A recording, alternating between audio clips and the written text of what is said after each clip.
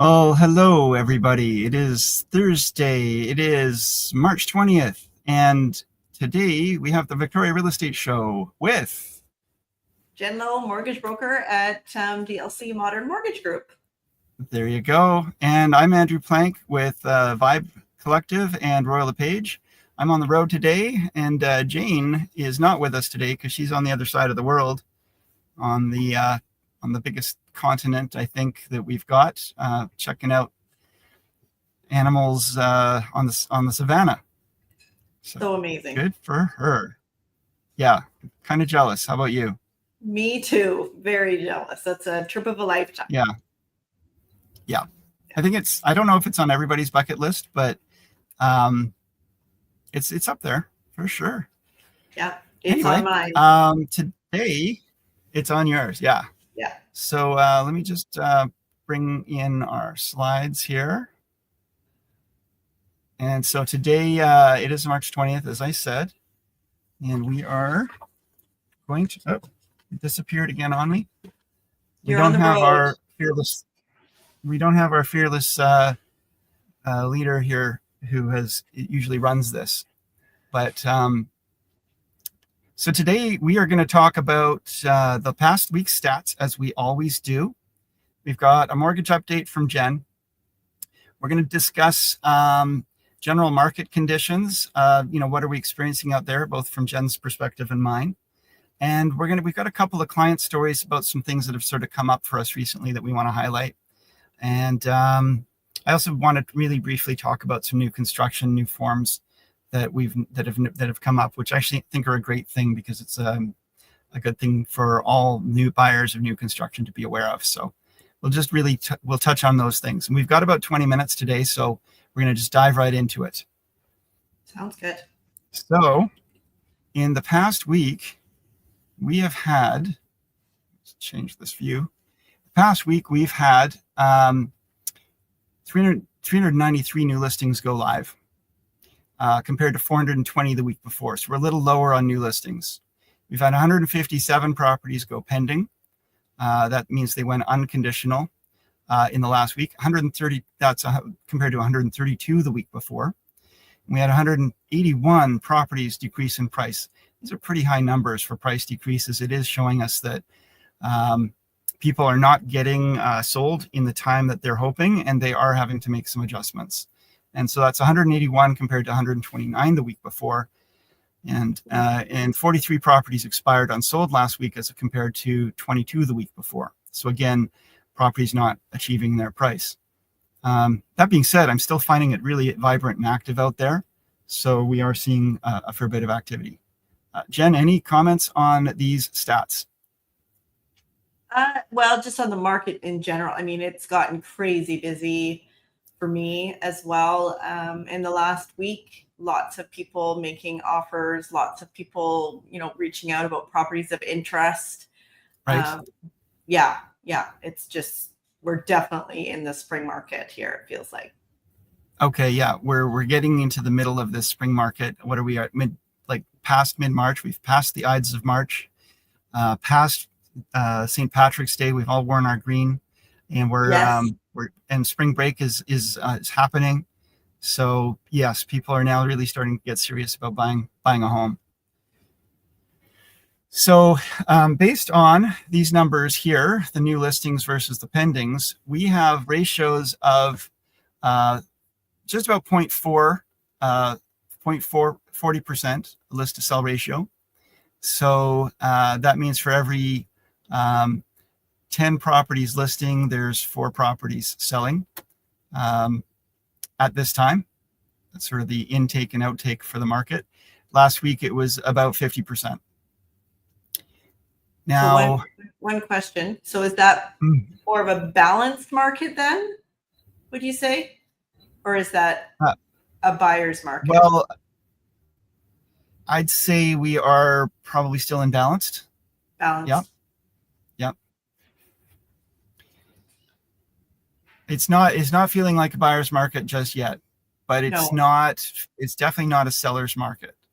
Right. In fact, I won't go into, we're experiencing,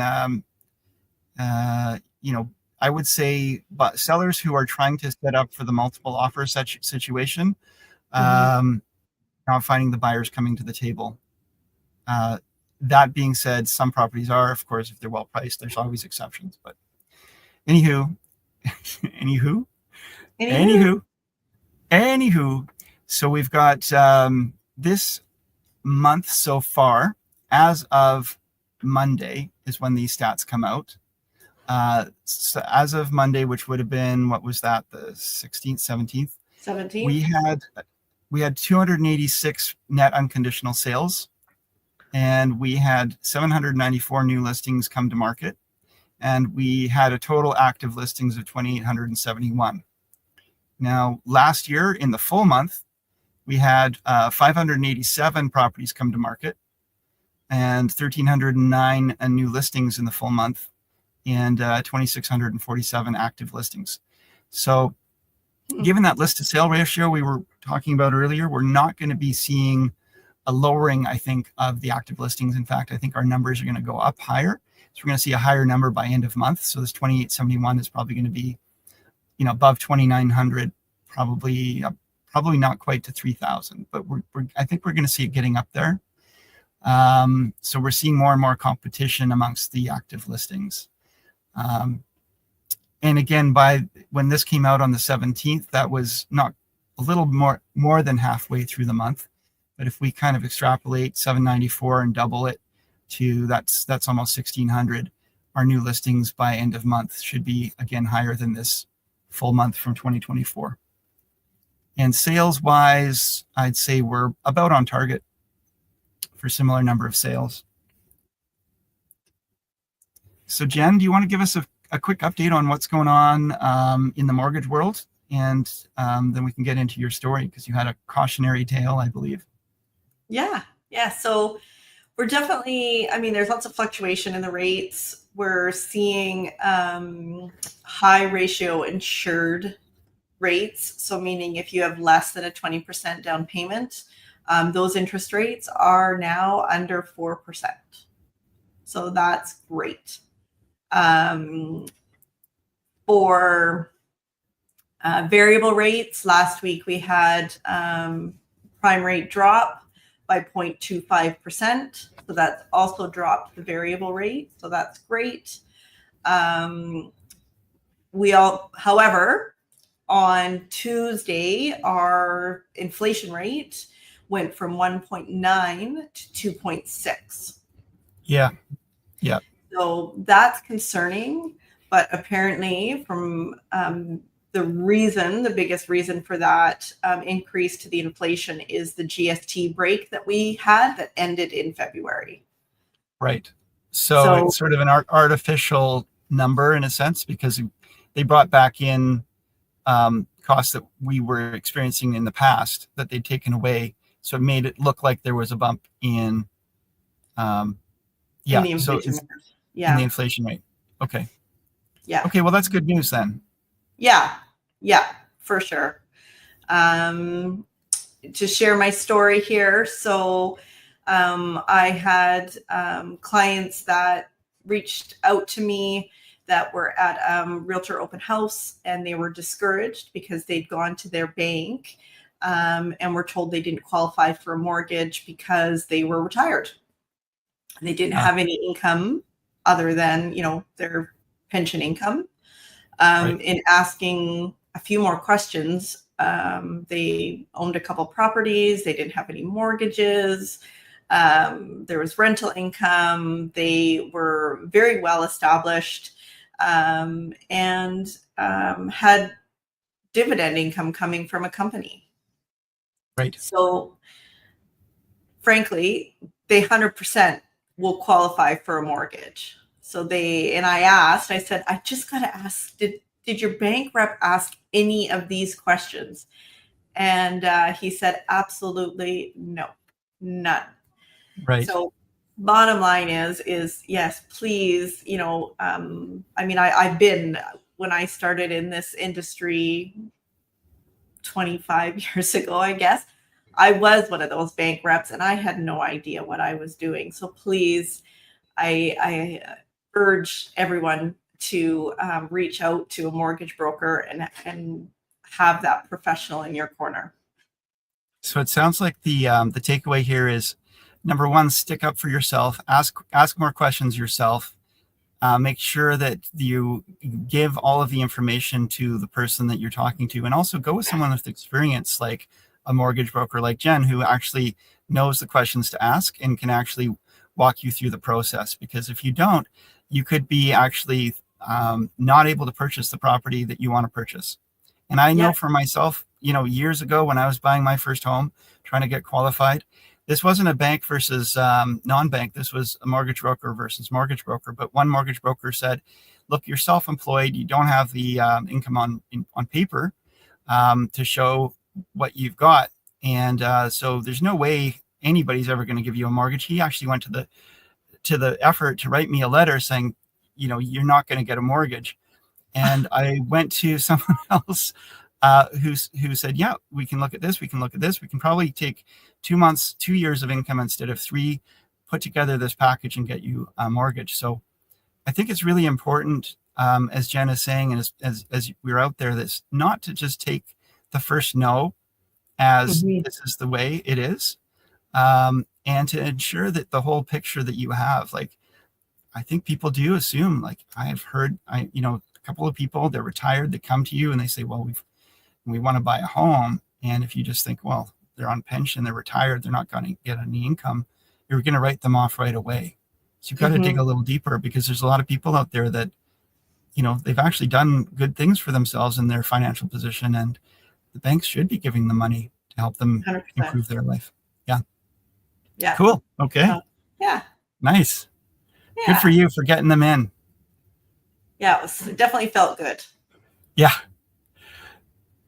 So that was Jen's cautionary tale. I want to talk really briefly about something that came up for me. I was talking to a buyer that I had worked with some time ago, and then they weren't finding what they wanted in Victoria, so they ended up going and making an offer on a home in Italy, of all things. And too bad. Okay, I understand it's not working out here. Well, they just circled back with me, and they've actually ended up buying that home, and they're still looking for a place in Victoria. But what happened was, after they put in their offer on that home, the foreign buyer ban came out in Canada, and that actually impacted their purchase in Italy, because Italy has a reciprocity law. And some countries, I don't have a full list of countries, but this is really important for any Canadian who's looking to purchase overseas, to keep in mind that some countries have a law around housing that if you have a restriction on housing that would impact one of their citizens, it's going to have a reciprocal effect on the citizen trying to buy in their country. They ended up with costs and months of runaround and really trying to find a way to make it work. And thankfully for them, they were actually able to do it, because otherwise they could have lost their deposit. The timing was horrible for them, but they've moved past it. And I was really happy to hear how positive they were about the whole thing as a learning event for them.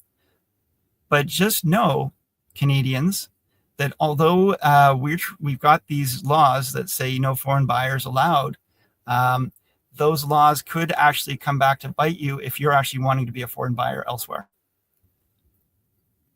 So did they have a lawyer assisting them in Italy? I would assume so. But keep in mind, sometimes legislation comes in, and for them, they got caught in the interim between making an offer and then the legislation coming in. So that one caught them additionally. But, if you're making plans or thinking about buying something overseas, do know that you want to look into this and definitely check it out, because you don't want to get caught up in getting out there and thinking you're good and then being caught up in a foreign buyer ban. That's really not in a place in the country, except for the fact that it's a reciprocal, or the reciprocity laws. It's as it says, it's a principle, is a cornerstone of international law, particularly in matters concerning the rights of foreign citizens within a nation's borders. In the context of property ownership, this principle generally dictates the country will extend the same rights and privileges to citizens of another country that its own citizens receive in that other country. But then sort of the converse of that is, any restrictions are also going to be generally extended. Well, I So learned that's where that something new reciprocity today. comes That's in. very interesting. Yeah, it surprised me, and I had to go and look up more information about it, and I thought like, that's something we should probably share here. Not going to affect many people, but it is an interesting knock-on effect of, our own laws here, and it may not just be the foreign buyers ban. It could be other laws that are in effect in Canada affecting. Um, there's the vacant home tax and so forth. I'm not sure. Hmm. That's the whole point of, if you're doing or considering some overseas purchase, definitely engage with a lawyer. So that even was that. even even here as well. I mean, I just recently have clients that when they're husband and wife, but the wife is on a work permit, so she does not have her permanent residency yet. So we reached out to a lawyer and we figured out how we could make it work. But Mm-hmm. basically, she's on the mortgage, but not going to be on title of the home. Right. Yeah. Yeah. Yeah. So I won't call it workarounds because we don't want to talk about workarounds, but you know, there's definitely things to consider if you think, again, just like like your senior couple who were told they couldn't get a mortgage because of their situation. It's always good to double check your situation too if you're considering coming to Canada and you're a foreign buyer and you are not sure if you qualify. And I've got a connection for a lawyer who does know Yes. the ins and outs of foreign buying and coming to Canada as a foreign Yeah. buyer, which we'd be happy to connect you up with if you're out there watching the show and wanting to get some professional advice. Exactly. There you go. Okay. And then the other thing I just wanted to briefly touch on today, this came up at our sales meeting recently, is that if you're looking at buying a home, there's a number of things to consider and a number of risks involved in pre-sale because not every pre-sale comes to fruition.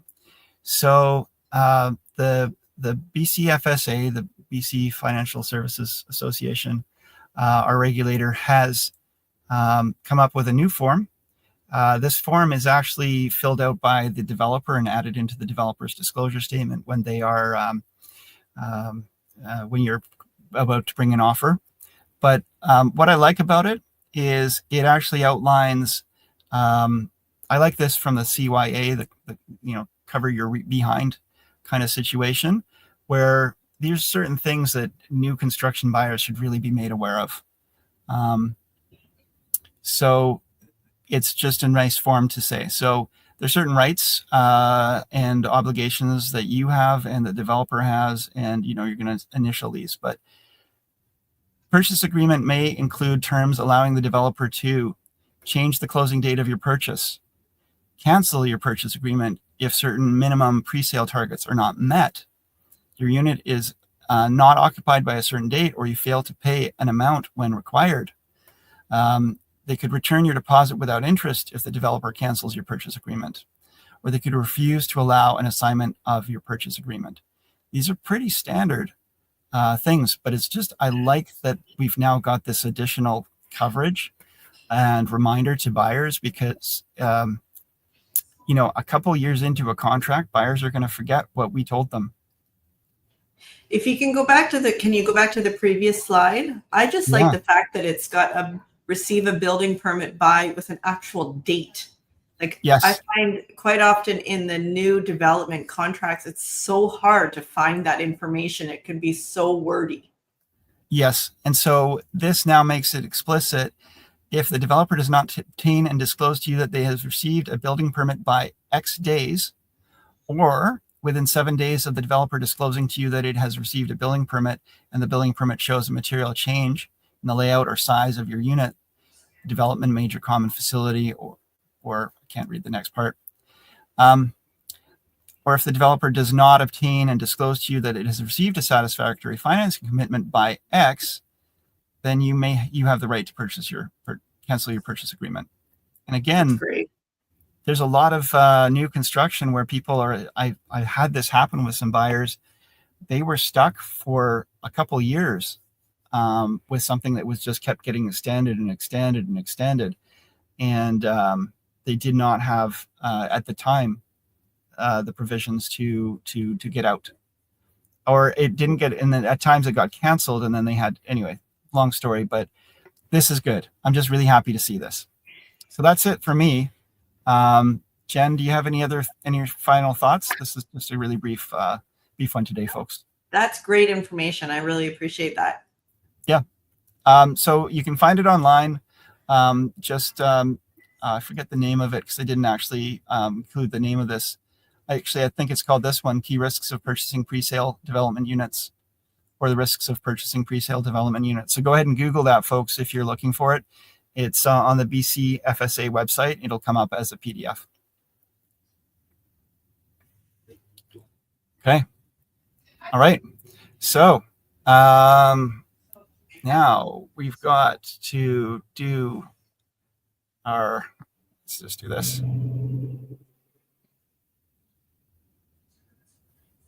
Yeah. So folks, if you like what you're hearing, please like us. If you don't like what you're hearing, please tell us. We want to get your advice and feedback and improve things as we go.